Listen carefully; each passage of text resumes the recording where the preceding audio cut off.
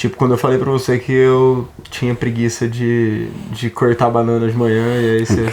Deixa eu cortar banana. Cortar banana.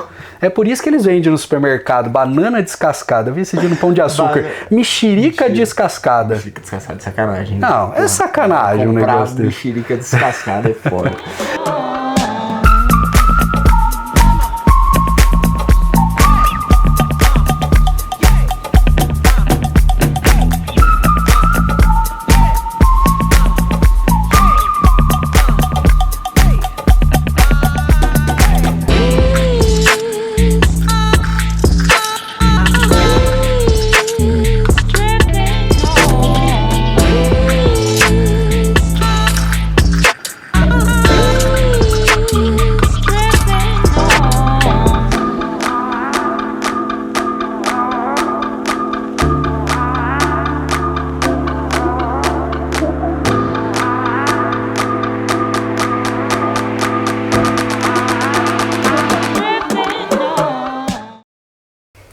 É isso aí, gente, mais um Comunica Podcast e hoje eu acho que vai ser um assunto que vai chamar bastante a atenção da galera, porque afinal de contas todo mundo em algum momento da vida já pensou em fazer alguma coisa que tenha a ver com isso. E hoje eu chamei um convidado que também, para não variar muito do que eu faço aqui, porque eu sou clubista mesmo, eu trouxe um convidado que também pra mim é muito importante, porque afinal de contas é ele que tá dando um jeito em mim ultimamente. Não, assim, né... Todo insucesso, galera, é culpa minha, viu? Eu admito, então assim, eu sei que não faz muita diferença, mas a culpa é minha. Mas é isso, então eu convidei o Rodrigo Locatelli aqui pra conversar com a gente. O Rodrigo, ele mexe com nutrição esportiva. E aí assim, né, eu mesmo quando fui marcar a primeira consulta com ele, fiquei pensando, falei, meu, o que eu vou fazer num nutricionista que mexe com nutrição esportiva? Mas assim, tinha sido bem recomendado, falei, bom, né, vamos lá, né, se o cara falar, olha, desculpa, você eu não posso atender, porque afinal de contas não é meu ramo, esse negócio aí, mas beleza, eu resolvi ir, e na verdade eu entendi que não é bem assim, e é isso aí. Então... Galera, eu vou deixar o Rodrigo se apresentar e contar pra gente um pouquinho aí do que é essa tal dessa nutrição esportiva aí pra gente. Vamos lá, Gui. Então, realmente assim, quando eu recebi o Guilherme lá no consultório, né, e isso é uma dúvida muito comum de várias pessoas, né, a nutrição esportiva, ela é só para atleta, ela é só para pessoa que realmente vive do esporte? E não, né, o Guilherme foi a prova disso, né, ele não vive do esporte, né, ele começou a pegar gosto pela atividade física e ao pegar gosto pela atividade física, automaticamente a pessoa sente uma necessidade de mudar a alimentação, né, falou que os dois andam juntos ali, a pessoa sente uma necessidade de mais performance, de mais estética, de perder gordura, ganhar massa muscular, enfim, e quando ele chegou lá no consultório, realmente, tava rotina, pode contar, cara? Pode. Tava com uma rotina totalmente desregrada, né? Precisava urgente de um nutricionista, era uma intervenção de urgência, né? Realmente todo desorganizado. E a gente, como nutricionista esportivo, né? A gente vai pegar a rotina da pessoa, adequar para a rotina esportiva, para a prática esportiva dela, para que ela consiga, igual eu acabei de falar, ter mais performance, melhorar a estética, enfim. A gente começou a trabalhar e ele viu que não é só o atleta que tem que fazer dieta, ele viu na prática, ele tá vendo na prática, né, acredito eu, que não é só o atleta, né, a pessoa comum que pratica uma atividade física, mesmo de forma amadora, ela pode ter a nutrição como uma forte aliada dela, né. Show. E aí, Rodrigo, me fala assim, por que você, como é que o Rodrigo começou dentro dessa área, assim, porque eu acredito que talvez seja uma coisa mais ou menos parecida com o que você fala dos teus clientes. Então, assim, surgiu o interesse, né? Mas como é que surgiu isso? O que te fez entrar pra esse negócio? Guilherme, agora você me fez sentir velho aqui, cara, porque eu tenho interesse nessa área antes mesmo de eu estudar essa área, né? Então eu tô com 33 anos, me falha a memória, 33, e eu treino desde os meus 18, 16, 17 anos, né? Então eu já treinava, gostava, eu sempre fui apaixonado em musculação, sempre gostei muito de luta também, então lutava jiu-jitsu, treinava musculação. Só que na época a gente tá falando de uma época que não existia YouTube, né? Então o nosso meio de buscar informação era nos fóruns. Muita gente nem sabe o que é fórum, tá? Quem não sabe não precisa procurar, vocês não vai servir para nada, tá? A gente entrava em fórum, conversava e divulgava conhecimento e pesquisava as coisas, testava dieta na prática. Dieta era frango e batata doce, tá, gente? Era só isso. Variava a quantidade só. Não existia outra coisa. Fruta era na refeição livre, né? Era de final de semana que a gente comia fruta. Então era uma coisa muito arcaica. E a gente começou musculação, a dieta, a luta, começou nisso e com o passar dos anos foi surgindo a possibilidade de estudar mais a fundo a nutrição voltada para a parte esportiva, que não existia, era uma coisa muito... A nutrição, ela praticamente só atendia a parte clínica. Sim. Você ia num nutricionista 10, 15 anos atrás, porque o médico indicou, porque você precisa, porque tá com colesterol alterado, tá é diabético, né? E de uns anos pra cá, quando começou a popularizar o fitness, né, com a entrada do YouTube, do Facebook principalmente, né, Instagram, o físico ficou na moda, né? O shape, né, ficou uma coisa vendável. Tudo que é vendável gera receita que atrai a ciência, né? E a ciência vai entrar pesquisa no meio. Então a gente começou a entender que não é só comer frango com batata doce. O atleta, né, o praticante de atividade física, ele pode comer fruta, ele deve comer fruta, ele deve variar vegetal, ele pode comer um arroz. Eu passei vários anos da minha vida sem poder comer arroz e feijão na minha cabeça, não podia, era só batata doce. Não usava sal na comida. Não, o frango cozinhava 2 vezes. Né? Então hoje, come 3, 4 tipos de carne, come 4, 5 tipos de carboidrato, come fruta, come legume. Então foi desse início lá que eu acabei migrando, acabei indo por osmose mesmo, entrando na parte clínica e estudando, aprofundando na área. Não, legal, show de bola. E você, assim, até hoje você pratica atividade física. Bom, dá pra ver, né? Assim, cara bem grande. Pra quem tá no YouTube aí. Sacanagem. O cara é assim, né? Não queria dizer nada. Chegar na academia, atendente falar pra você já treina. Você ali já acaba com a pessoa. Você já treinou antes? Você já treina. Você precisa de um atestado médico. Mas assim, então assim, no que isso... Porque você é atleta? Ou você só treina por... O que você se considera atleta? Guilherme, não me considero atleta, cara, porque eu entendo que o atleta é uma pessoa que pratica um esporte para fim competitivo. Tá.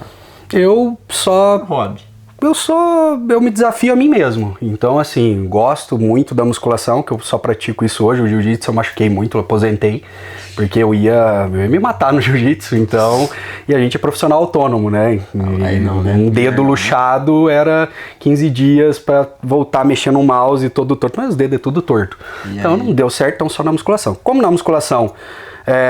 A parte de competição, né, no fisiculturismo exige muito da pessoa, é uma dedicação bem acima da média da maioria dos esportes, não menosprezando qualquer esporte, mas um atleta amador de fisiculturismo, ele tem uma rotina semelhante a um atleta profissional olímpico.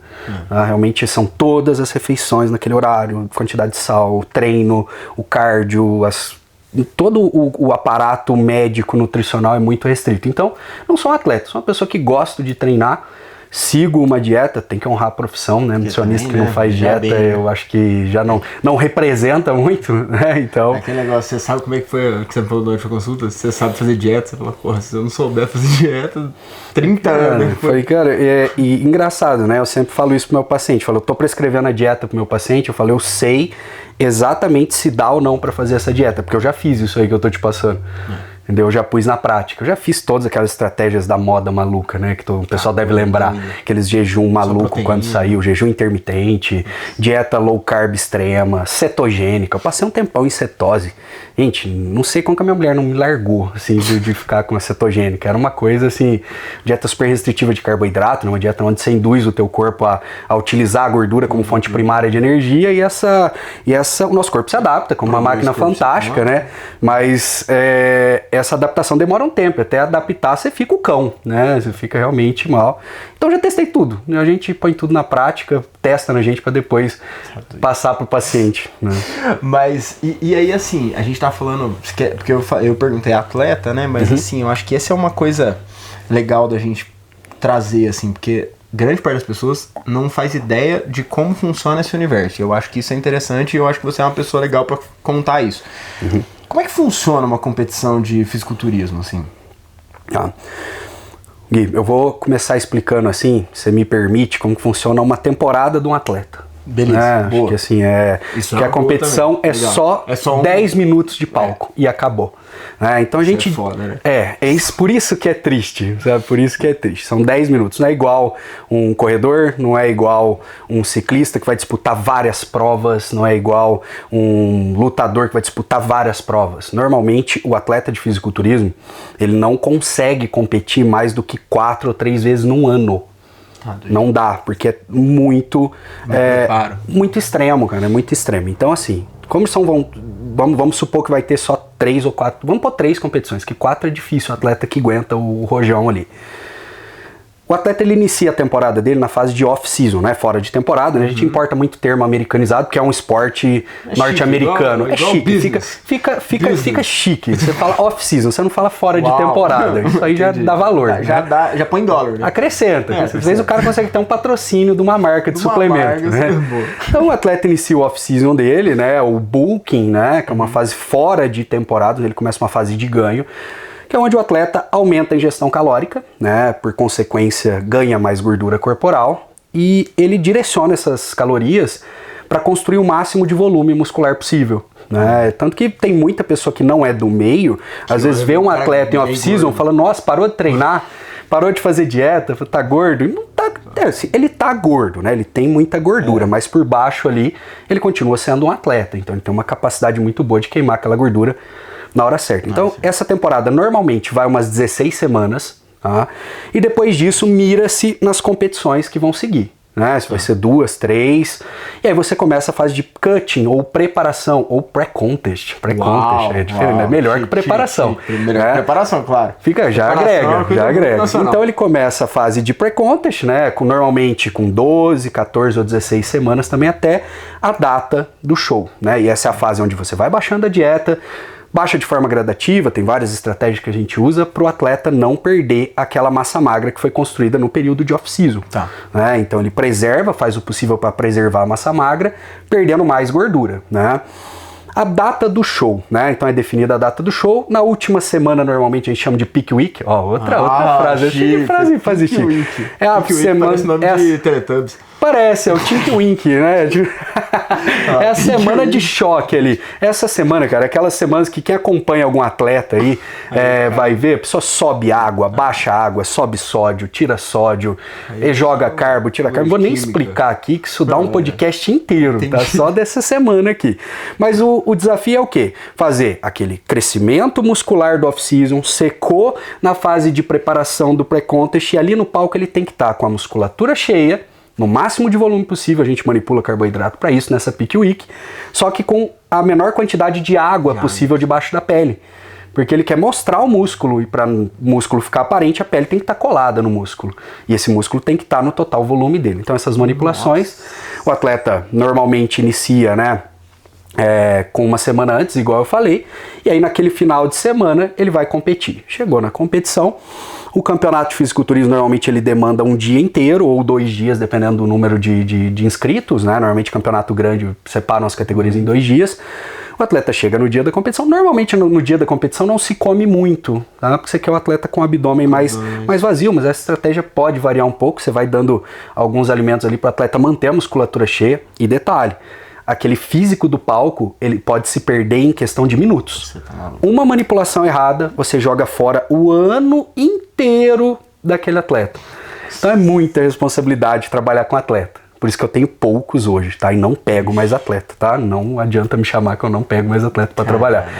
Então, uma manipulação de sódio errada, o músculo murcha, aquele líquido sai do meio intracelular e vai pro extracelular, e a pessoa entra borrada no palco e acabou, e ela vai embora. Então ela vai comer um pouquinho ali, vai se pintar, né? Os atletas têm aquela cor característica que é uma tinta, né? O Protan, normalmente, a tinta oficial, que ela é escura, porque no palco do campeonato tem uma luz muito forte. E se não tiver pintado, não forma sombra, que é o que dá uma definição muscular, né? Então o atleta se pinta e tal, aquece antes de subir no palco, né? Para jogar aquele carboidrato pro lugar certo, para encher, sobe, se apresenta as poses e tal, as comparações. Aquece, como assim aquece? tem um aquecimento pré-palco, né? O atleta, por exemplo, tem músculos específicos que um atleta quer mostrar mais que outros, por exemplo. Pose ou faz...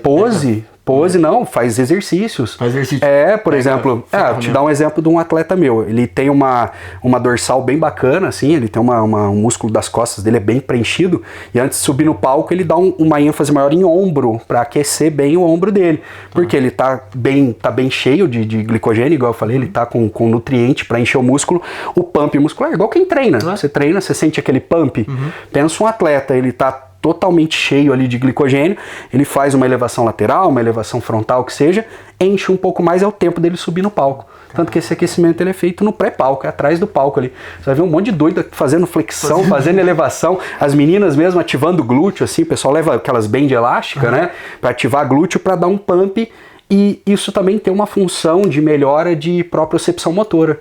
Né? A pessoa vai subir, porque cada pose do fisiculturismo tem uma contração específica, é uma coisa muito complexa. Às vezes você vê o atleta ali no palco e fala, lá, tá parado ali. Cara, ele tá ativando cada músculo, contraindo, segurando, escondendo o ponto fraco dele, mostrando o ponto forte. Então é um trabalho assim, ele sobe.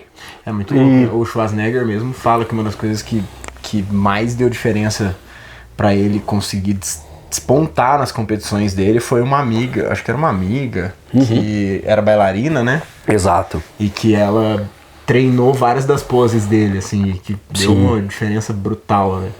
Você pegar os fisiculturistas da época do Arnold, né, da Golden Era ali, dos anos 70, eles eram eles assim, não tinha ainda o fisiculturismo, estava nos primórdios ali, né, dos anos 50, 60, 70, que veio a Golden Era e tal, e nessa época eles começaram a entender a importância das poses, né? Porque você pode ter um ótimo físico. Se você não mostrar o que é bom, o outro vai te atropelar. E o Arnold era um mestre da pose. Né? Era um cara que sabia... O Arnold, para os padrões de hoje, me entenda bem, pessoal, não tô falando que o Arnold tem pernas ruins, tá? Ruim é a minha. Mas o Arnold, ele, para os padrões de hoje, ele teria umas pernas finas. E ele sabia posar de uma forma que ele valorizava a perna dele. Ele não tinha uma cintura fina. O Arnold não tinha uma cintura fina. Mas ele puxava um vácuo muito bom e uma dorsal gigantesca, um peitoral que jamais foi visto no fisiculturismo, né? Então ele compensava nas poses. Então é um jogo de ilusão no palco. Às vezes você vai ver um atleta fora do palco, ele é pequeno. Aí você olha no palco e fala, caramba, aquele cara é gigante, como que eu não sabia que aquele... Às vezes você vai até encontrar um atleta da tua academia, aí você nem sabe que ele é atleta, de repente a hora que ele tira uma camiseta, que ele sobe no palco, ele fica grande, ele fica legal, porque não é uma competição de volume. É uma competição de estética corporal, de estética muscular. Né? E aí nem sempre é o volume de músculo que vai definir se o cara... O maior nem sempre ganha. Exato. É o melhor que ganha. E aí assim, só pra gente entender a síntese dessa competição. Então, tipo, são critérios? Como é que é avaliado isso? Sim, você vai ter ali normalmente 5 árbitros, né? Varia de federação para federação, 5 árbitros ou 4 árbitros. Tem um árbitro central, que é o que desempata, se caso houver empate ali, é anulado as notas mais altas, as notas mais baixas, igual qualquer concurso aí, né? É avaliado, sim, questão de volume muscular, né? Definição muscular, simetria muscular e proporção muscular. Tá? Então você tem o primeiro critério das categorias masculinas é o volume muscular. Sim, então o que a gente acabou de falar, nem sempre é o maior que ganha. Por que nem sempre é o maior que ganha? Porque ele pode ter o maior volume, mas não levar nos outros critérios.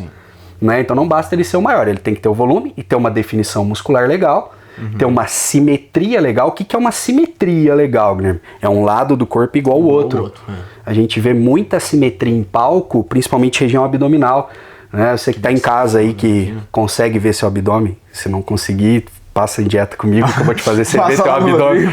Mas se você consegue ver teu abdômen, você vê que é normal, às vezes, ter uma simetriazinha ali, isso pode contar algum ponto. Então, um lado do outro, um braço maior que o outro, uma perna maior que a outra. E a proporção, né, que é o outro critério, é ter, por exemplo, parte superior proporcional à parte inferior. Às vezes você vê atleta... às vezes tem atleta que tem muito superior, pouco inferior, tem muita coxa e pouco... Pode ser. Não pode. Tem vários, né? Só treina superior e tal. Então, tem que ganhar nesses 4 critérios. Então, o árbitro, ele tá avaliando isso, ele vai dando notas, né? No caso, no fisiculturismo, a nota mais alta é o pior atleta, porque a nota mais alta é que recebeu mais defeitos, é que o árbitro notou mais defeitos no físico. Então, o atleta perfeito é o atleta que não recebeu nenhuma nota. Né? Legal. Show. Top. E aí, assim, então, vamos lá. Outra coisa que eu descobri na última consulta e que eu não sabia, porque a gente entrou nos papos meio aleatórios e aí eu descobri isso sem querer. Mas, assim, vou chegar lá, mas o cara treina com a mesma intensidade de treino, mais ou menos, o ano inteiro? Tipo assim, ele puxa ferro o máximo que dá o ano inteiro, é isso? Não, Guilherme, não dá, né? Lembra que eu acabei de falar sobre as fases, né? Que você tem o off-season e tem a fase de preparação. Eu achei que talvez tivesse... Espera-se que o atleta ele treine no máximo da intensidade dele o ano inteiro, né? Só que esse máximo da intensidade, hoje a gente tem um conceito, a gente entra até na parte de treinamento, né? A gente tem um conceito de periodização. E isso é fantástico, né? Porque a gente acabou de falar dos atletas dos anos 70, por exemplo. Cara, era porrada o tempo inteiro. Os treinos de 3 horas, os caras faziam churrasco na academia. Pra você ter ideia, o pós-treino deles, eles assavam frango. Então era porrada, 3 horas de treino, o ano inteiro treinando em altíssima intensidade. A periodização é o quê? O treinador, ele vai modular as fases de treinamento para que o atleta tenha o máximo do rendimento. Isso inclui fases de choque, fases de base, fases regenerativas. Então, assim, se ele está numa fase de bulking, eu acabei de falar, ele come muito, ele tem muito nutriente, eu tô com as calorias lá em cima. Aí, pô, fica fácil. Exato. Não, né? Fica mais fácil, fica gostoso de treinar. Só que aí, né, eu falo que o atleta é tempo ruim o tempo inteiro. Você quer ser atleta de fisiculturismo, você vai passar o veneno o tempo inteiro, tá? Você tá enrolado. Você tá enrolado na tua vida. Por quê? Você entra nessa fase, por exemplo, aí você passa comigo lá no consultório, vai entrar numa fase de off-season, você sai felizão, que você tá comendo 5.000 calorias por dia, você fala, cara, vou comer pra caramba, tô no céu, eu mando mensagem pro teu treinador. Fala, ó, treinador, seguinte, tá comendo 5.000 calorias, cara, moe ele aí. Então você vai ter um treino super volumoso e que vai direcionar essas calorias a mais para aquele músculo. Então é normal, não vou falar que é regra, mas é normal, numa fase de bulking, de off-season, os treinos serem mais longos. Treinos mais volumosos. Por quê? Tá com muito nutriente, então o atleta suporta um treino mais longo. Sim. Ao mesmo tempo que na fase de cutting, tende-se, não tô falando que isso é regra, a treinar um volume menor. E tentar manter uma intensidade, tá? Intensidade de treino, pessoal, pra gente dar musculação do bodybuilding, entenda-se por carga, tá? Não tô falando percepção subjetiva de esforço, que é aquela escala de Borg, né? Porque às vezes fala, eu fiz um treino super intenso, saí morta. Às vezes ele não foi intenso no sentido de carga, tá? Ele foi intenso no sentido de percepção subjetiva. Então, quando eu falo que no off-season, na fase de bulk, o atleta treina mais intenso, é porque ele pega mais peso normalmente. E na fase de cut ele começa... É automático, né, cara? Você tira comida, você tá tirando combustível, né? E aí uma coisa que era isso que eu descobri, um atleta hoje, já até vou entrar nesse método, mas qual que é a maior competição do Brasil hoje? Do Brasil, é porque a gente divide o fisiculturismo no cenário amador e no profissional. Não, no profissional, assim. Eu diria que o Arnold Classic. Tá, então assim, o Arnold Classic no Brasil, os caras que competem o Arnold Classic no Brasil não pode treinar na academia que eu treino. Quer dizer, pode, né? Mas ele não vai... Pode, cara, pode. É porque assim, a gente tá em Poste Caldas, né? Então, assim... Né? Então, ele eu treino, não. Ele treinaria, eu acho que ele treinaria, mas assim, se eu for pegar nível Brasil, né, se for pegar os campeões do Arnold Classic e tal, a gente tem o Ramon Dino, né, que hoje é o atleta com maior visibilidade do Brasil, ele treinou muito tempo na Ironberg, quando a Ironberg estava aberta em São Paulo, no CT, estava aberta ao público, não sei como que ele treinava lá, porque todo mundo devia pedir para tirar foto, devia ser um saco, né, mas treina assim, cara, assim, a gente tem hoje no Brasil excelentes centros de treinamento. Então, mas é isso que eu queria entender, tipo, não é uma academia tão normal assim, porque, tipo, um atleta desse não... o peso que tem disponível numa academia normal não necessariamente vai suprir a necessidade desse atleta. Depende, cara, eu também assim diria que depende. A gente criou vários atletas no decorrer da história em academias bem rústicas, cara. é que o esporte evoluiu. Então hoje a demanda por detalhamento muscular é maior, hoje a demanda vou exemplificar isso com as mulheres, né? A gente tem a categoria wellness, né? Que é a categoria feminina hoje talvez mais popular, que são as mulheres. É uma categoria brasileira, categoria brasileira, que normalmente é a mulher com bunda grande, né? Avalia-se o glúteo dela, né? Então é uma categoria que surgiu aqui.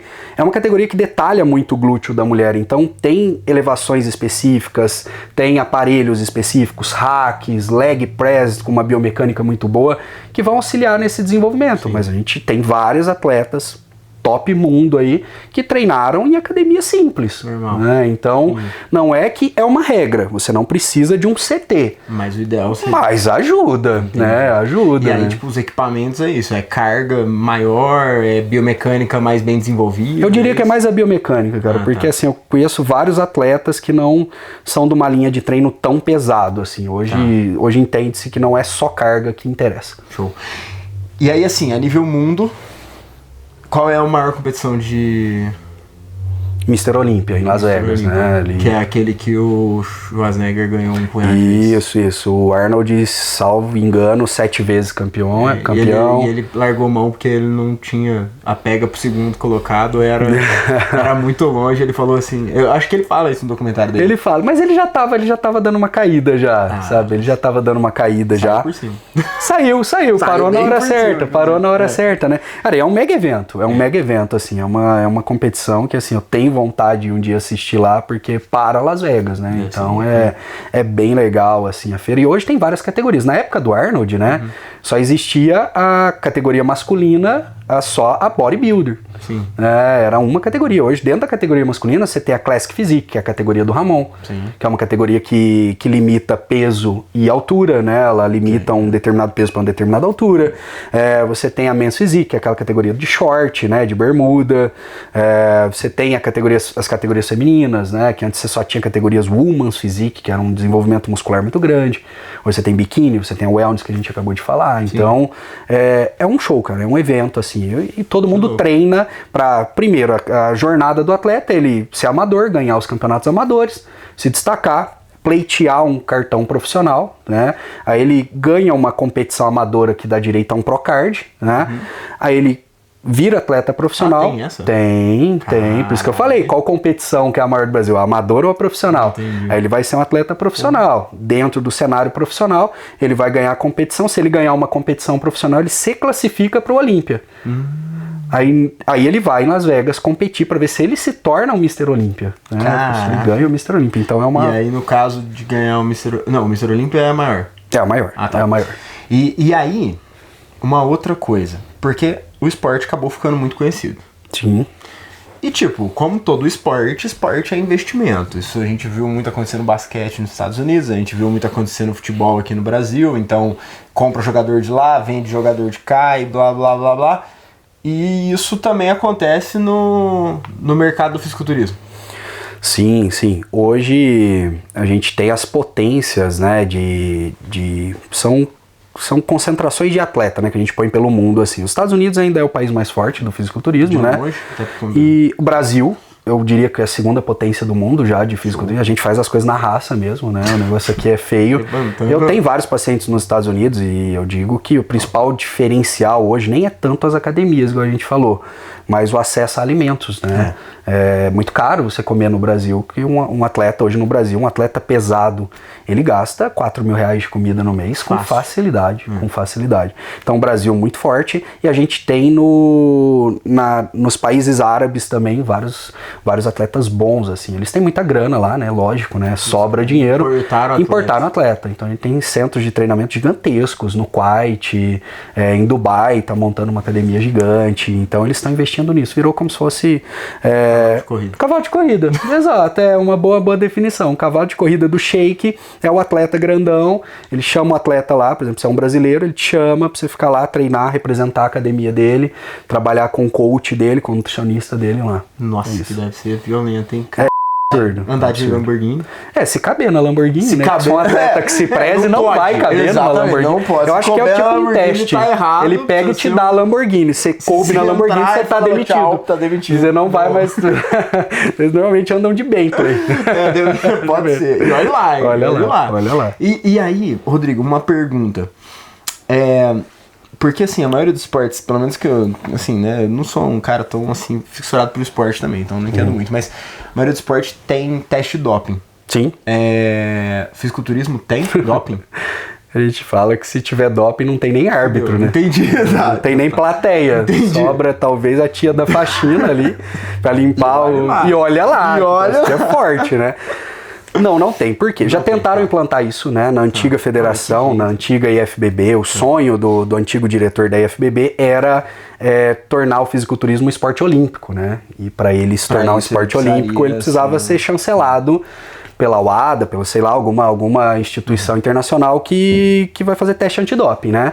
E não funcionou, né? Tanto que a federação até quebrou, né? Acho que não tem mais nada da IFBB, assim, não se quebrou, mas é uma federação secundária hoje, a IFBB.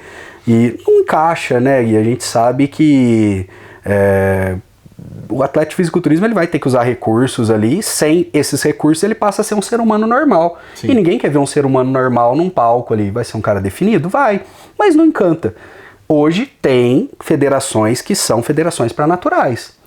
Eu andei vendo um dia pra trás um negócio desse também. Então, os caras são bem legal, bem pra caramba. Só que ainda é um pouco contraditório o meio de fiscalização, né?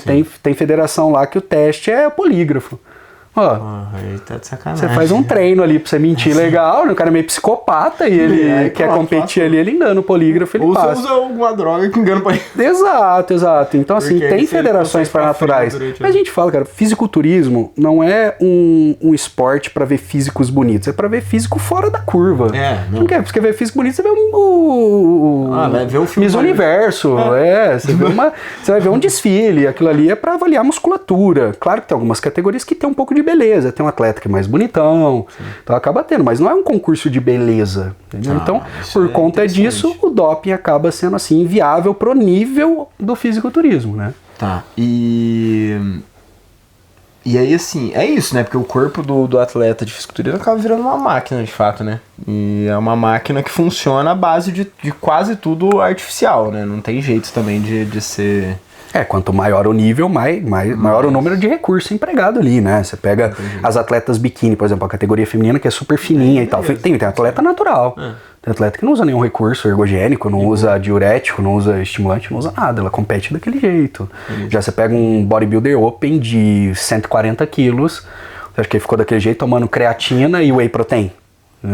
Eu acreditei nisso. Você acreditou nisso? Acreditei.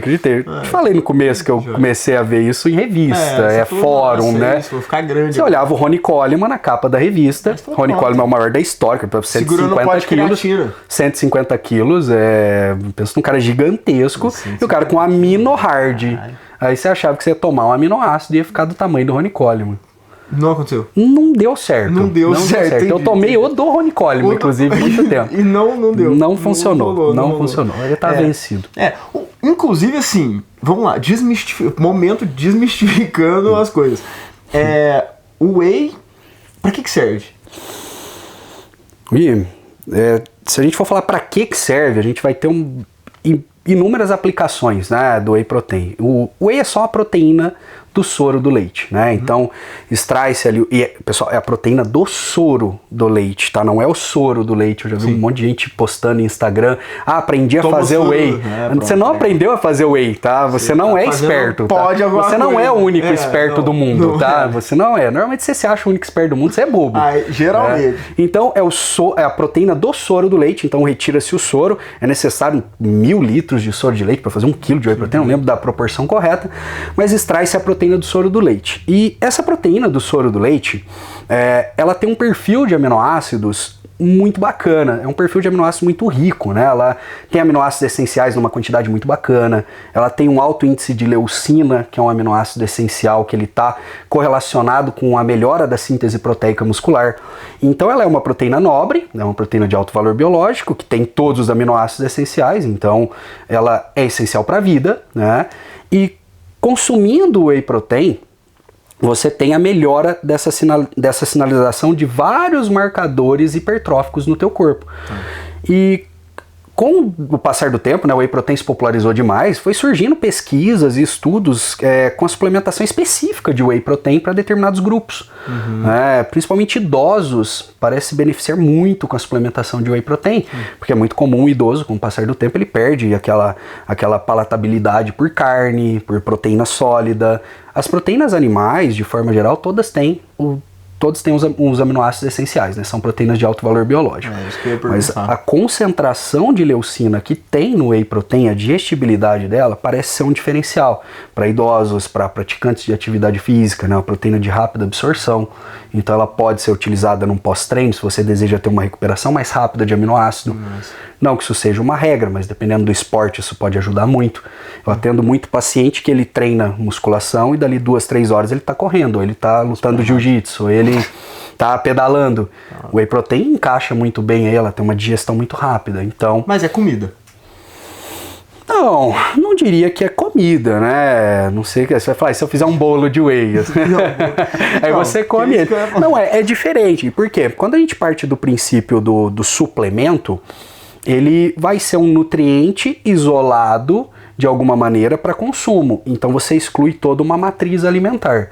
Né? Por exemplo, quando a gente fala da carne bovina, você tem uma matriz alimentar por trás daquela proteína. Você vai ter ferro, você vai ter zinco, você vai ter até um teor de creatina nessa carne vermelha. Então você tem outros nutrientes, né? Então o suplemento alimentar é esse nutriente de uma forma mais isolada. Não é para substituir. Exato. Pode substituir uma refeição ou outra? Acredito que sim. Beleza. Mas não substitui toda uma matriz alimentar. Show. E a creatina, ela serve para quê? A creatina, cara, a aplicabilidade dela, né? Melhora de força, melhora de recuperação muscular e melhora de ganho de massa magra, tá? A creatina, eu acredito que ela teve um boom ali no começo dos anos 2000, né? Inclusive a creatina foi proibida algumas vezes, foi liberada algumas vezes, porque lá no começo dos anos 2000, a gente não tinha estudo com creatina. Ela foi lançada lá nos Estados Unidos, popularizou rápido, porque todo mundo que tomava notava um ganho de força, né? Isso depois foi comprovado, um aumento até de 10, 20% em um RM, em uma repetição máxima. Então isso é um efeito muito grande, né? Então o pessoal começou a tomar, começou a ganhar força e tal, e começou a surgir o pessoal que tomava começou a fazer exame, e começou a se notar um aumento de creatinina, né, que é um marcador de função renal. Bom, mas o que está acontecendo? Aí começou a correlacionar aquele aumento de creatinina com a suplementação de creatina. A Anvisa proíbe, a Anvisa solta, a Anvisa proíbe, a Anvisa solta. E foi assim, foi 1 ano e meio, 2, assim, de briga. Só que, ao mesmo tempo, né, concomitante a isso, para o mundo afora começou a surgir pesquisa. E aí entendeu-se que aquele aumento de creatinina era um aumento isolado. Isso não resultava num dano renal. Isso, você não tinha alteração dos outros marcadores renais, né? Um clearance ficava normal, uma cisteína, você não tinha mais alteração. Então, a creatina foi popularizada, todo mundo começou a tomar, né? Realmente virou uma febre, hoje é o suplemento mais tomado no mundo, né? Mas também é um dos que tem mais evidência, né? Exatamente, é nível A de evidência científica para esses efeitos que eu acabei de falar. Então, realmente, assim, o investimento para uma pessoa que treina musculação, ela quer suplementar alguma coisa, a creatina é interessante. Inclusive, ótimos estudos associando a suplementação de creatina em idosos e treino de força para prevenir a sarcopenia. Show. E sarcopenia, gente, perda muscular muito acentuada, que é natural dos idosos, né? A pessoa vai ficando mais velha, vai perdendo massa magra, e isso é ruim por vários motivos. Mas Aí, o que eu queria que a gente, né, pra gente, eu acho que seria uma boa maneira da gente fechar, assim. Rodrigo, como é que as pessoas, às vezes, dieta, né? E aí a pessoa já fica... O que é dieta? Bom, eu diria que a gente pode expandir, né, esse termo dieta não só para alimentação da pessoa, pô, dieta como um estilo de vida, né, vem do dietai, né, que vem de hábito de vida. Então, quando eu vou atender o paciente lá, é que a gente acaba entrando em umas conversas nada a ver lá no consultório, né, que tá vendo na tua cabeça e fala, nossa, o que eu tô falando? Eu quero entender o estilo de vida da pessoa. Então, o estilo de vida dela, a formação social dela, o meio social, o potencial financeiro da pessoa, o meio de convívio dela influencia no modo alimentar. Total. Se eu atendo um paciente, por exemplo, que foi habituado a comer pão de manhã e foi imposto na cabeça dele que pão engorda, ele não consegue fazer uma dieta sem pão. E eu posso encaixar o pão para ele. Então, entendendo esse conceito de vida, eu dei o exemplo do pão só, tá? Tem vários exemplos. Só o pão. Tirar meu pão. É porque comeu muito, tá? Porque comeu muito. Soltou, mas... Então, você entendendo a história de vida da pessoa, você vai pôr um modo dela se alimentar dentro do modo de vida dela. Sim. Então, você vai encaixar quantidade de alimento correta, nos horários corretos, de uma forma que ela gosta de se alimentar, né? Dentro do possível. Vai chegar lá pra mim também e falar, eu queria comer pizza no café da manhã. Fala, pô, cria vergonha nessa cara, né? Só pizza no café da manhã, não mais nada. Exatamente. Então, dentro do possível, é você encaixar uma rotina alimentar dentro da rotina de vida daquela pessoa para que ela consiga seguir e alcançar um objetivo proposto. Melhor estética, melhora de saúde, melhora dos dois, enfim. Tipo, quando eu falei pra você que eu tinha preguiça de cortar banana de manhã, e aí você... Deixa eu cortar a banana. Cortar a banana. É por isso que eles vendem no supermercado banana descascada. Eu vi esse dia no Pão de Açúcar. Mexerica descascada. Mexerica descascada de sacanagem. Não, é sacanagem o negócio desse. Mexerica descascada é foda. Legal demais, Rodrigo. E assim, então assim, a dieta, tudo bem, você é mais focado na questão da nutrição esportiva. Uhum. Já entendemos também que nutrição esportiva não é só o que a gente falou aqui, porque a gente falou bastante sobre atletas de fisiculturismo mesmo, que aí é outra parte da história, né? É, assim, 1%. Uhum. A rotina da nutrição esportiva é para quem quer praticar um esporte de modo geral ou quer aumentar o desempenho de qualquer forma. Mas, assim, é para também quem busca uma estética, funcionalidade, né? Essas coisas do dia a dia. Sim, sim. Posso... Pode, você já perguntar mais alguma coisa? Não, eu ia perguntar o seguinte. Eu ia perguntar, assim...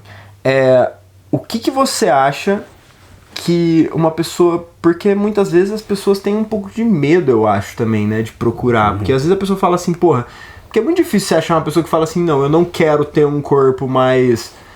tipo assim, é muito difícil hoje, no nosso... Na influência que a gente tem digital, no século que a gente vive, com as influências que a gente tem... Falar que a pessoa está satisfeita com o corpo dela, isso infelizmente, isso até é uma questão, né? Isso infelizmente é uma questão muito complicada na sociedade, né? As pessoas nunca estão satisfeitas. Sim, sim. Então assim, o que você falaria para uma pessoa que tem essa vontade de mudar de alguma forma o corpo dela, mas, tipo, fica meio às vezes com medo de falhar? O que você falaria? Me contrate. Bom, e a gente ainda tem um preconceito que academia é lugar de marombeiro, academia é lugar de musa fitness, é lugar da menina que vai para filmar o treino, da menina que tem o corpo perfeito. E isso mudou muito, tá? Já foi o tempo do templo dos marombeiros, né? A academia hoje é um ambiente mais democrático possível, né? Acho que você tem ali o idoso, você tem o cara que machucou uma perna, que rompeu um ligamento e está fazendo uma reabilitação, você tem o gordinho, a gordinha, o magro, o marombeiro tá lá, que ele nunca saiu de lá, né? Ele tá há 12 anos lá treinando. Você tem um ambiente muito democrático e a nossa parte da nutrição também democratizou muito, né? A gente tem, igual a gente falou no começo da nossa conversa, a gente tem uma ampliação do campo da nutrição atuando nessa área. Então você consegue ter uma dieta, você consegue ter uma alimentação muito, muito simples, muito tranquila e ser eficiente para mudança estética. Você não vai precisar fazer igual eu fiz lá 12 anos atrás e viver de frango com batata doce. Você pode encaixar a alimentação que tem na casa do teu pai. Ninguém vai saber que você está fazendo dieta. Não precisa contar para ninguém. Você pode comer teu pãozinho ali e encaixar numa dieta, se for possível, a tua fruta.